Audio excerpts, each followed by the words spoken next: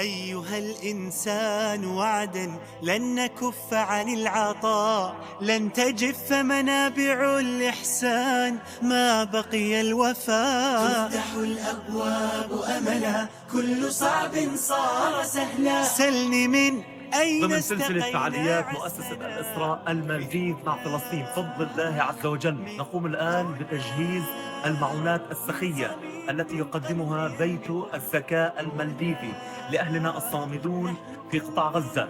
كل الشكر والتقدير لكل من يساهم في هذه المشاريع في ظل هذه الأوضاع الصعبة وإغلاق المعابر والحصار التي بات ينهش بطون المواطنين من الجوع. كل الشكر والتقدير لكل من يساهم في هذا المشروع لإمداد المعونات السخية لأهلنا في قطاع غزة. نقول لهم بارك الله فيكم وجزاكم الله كل خير وكتب الله أجركم وجزيتم خيرا.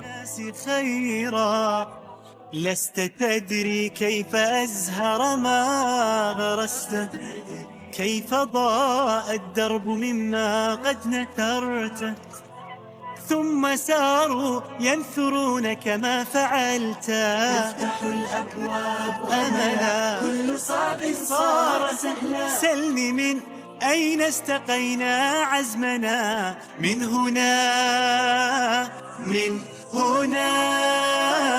من صميم القلب ينبض حلمنا. نحن كل لا تفرقنا الآن، هكذا يحيا الأمل كلنا.